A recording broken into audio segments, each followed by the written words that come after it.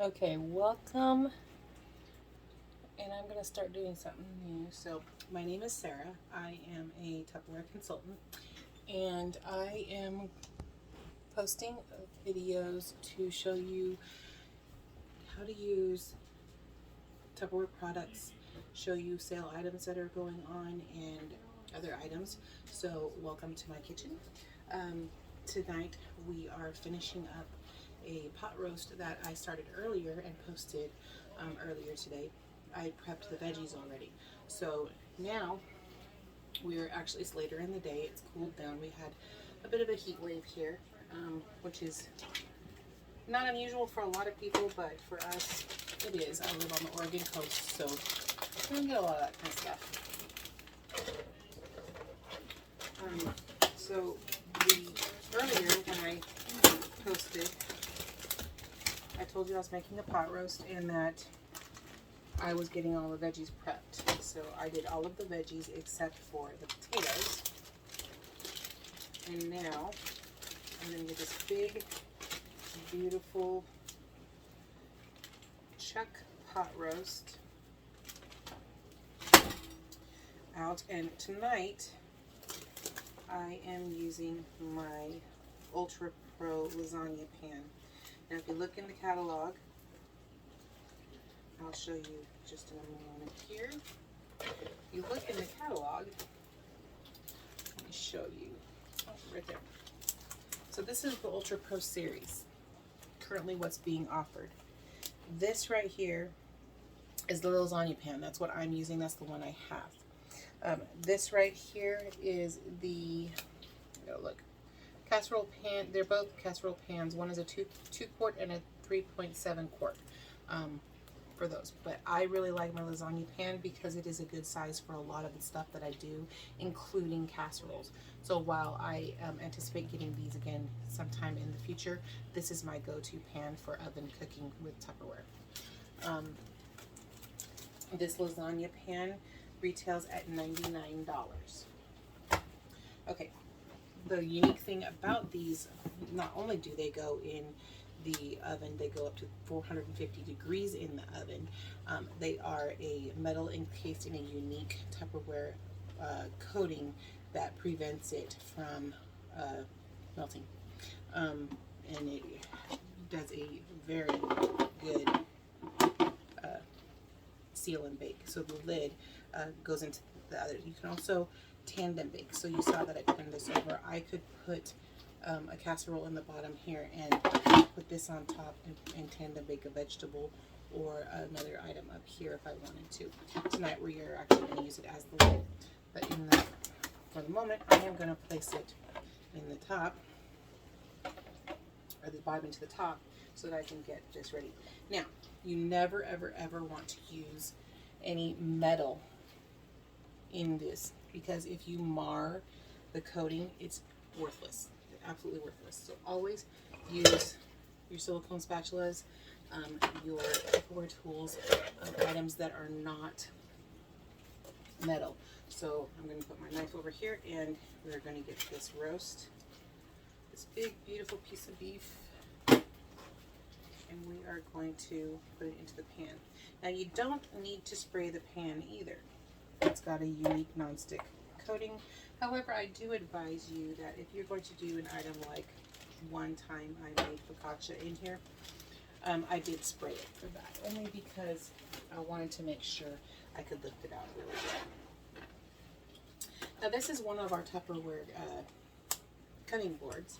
They are part of the fridge stackable set. I will show that to you also. Let me find it here. I love my fridge stackables. I'm not going to get that out right now, but the fridge stackable set is a container that stacks upon each other, and you can store cold cuts and items together. Oh, goodness sakes. There we go. So this is the fridge stackables. It's multiple levels that you can do. These are the cutting boards, and it comes in a set of 3. I'm gonna double check that because mine came in a set of 3. Fridge stackable cutting boards. Durable set of 3, yes. So these cutting boards for this set, if you have the lid off, you can see the cutting board has a groove around it. It can sit right on top of one of those containers and be used as a cutting surface for, if for example you're in a picnic situation or at a barbecue, that kind of thing. We're going to use it tonight for cutting our potatoes. So I have some baby reds. I'm just going to have put in here. Now earlier in the video that I already posted, I cut up some onions, mushrooms, bell peppers, celery. I put some carrots in there. Some of the vegetables I minced, while others, and then left. Like for example, the onions, I sliced some big slices, but I also minced some because I want them to contribute to the sauce. The roast will and the vegetables will make their own sauce, but I'm also going to be adding a sauce mix that I picked up at the store a while ago that I've been wanting to give a shot at, and we'll see what is in it. You can always pop up flavors and things, which I do. So what I also put in there was I minced up a jalapeno. And there we go. Now I'm going to stab the top of this roast just a little bit. Something that my mom always taught me. And then we are going to add garlic, a good amount of it, because I want to finish out this jar, and we love garlic.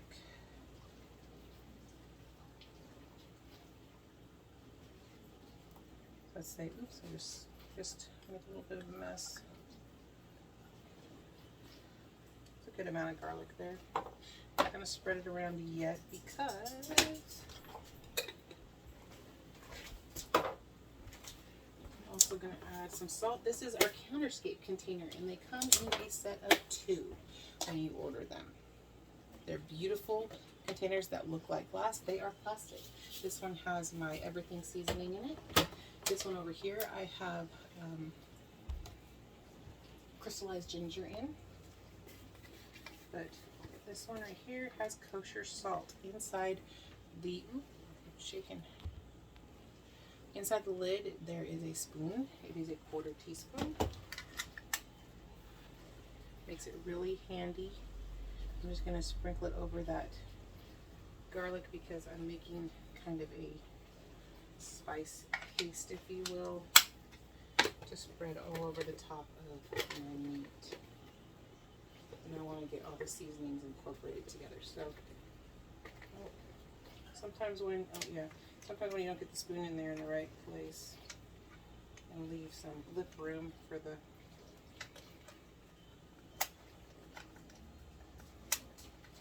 need to leave a little bit of room on the side to actually allow the threads to go on. Okay. We did add pepper to the vegetables, but I'm going to add some to the meat as well.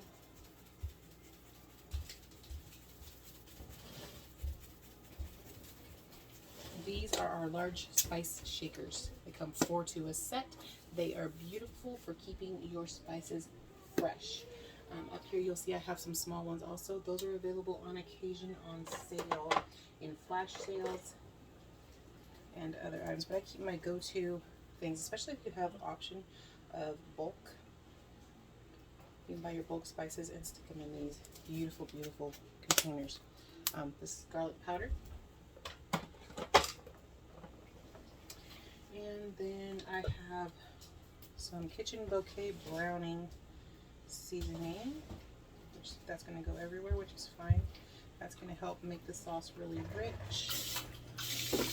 Okay, now pardon my dishwasher in the background.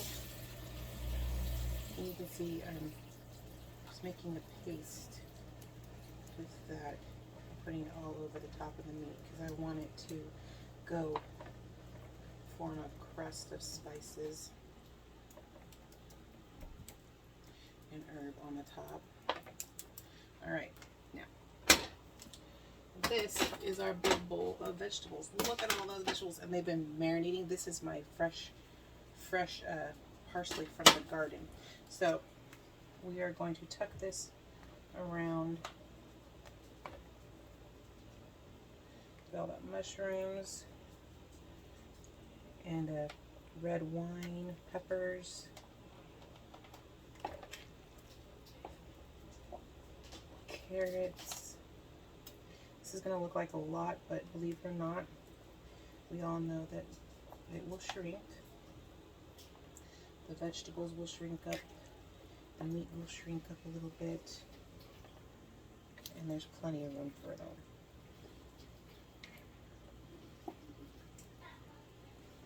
See what I mean by I used larger pieces of vegetables as well as small ones because I want it to,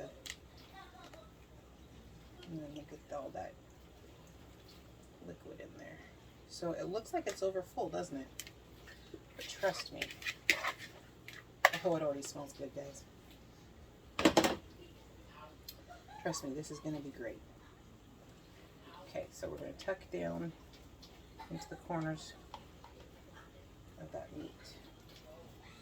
Tuck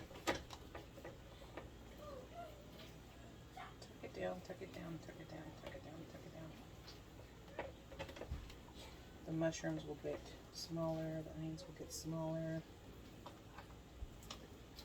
All right, this is the Gatsabo Junior. All right, now the last thing I'm going to do is I picked up this a while ago, College Inn Simple Starter for One Pot Meals Hearty Beef Sauce. They have a picture of stew on it, but I think it'll be good for the beef, don't you? We're going to add some of that in there. Bump up our sauce a little bit, and we've got tons of flavor in there already, so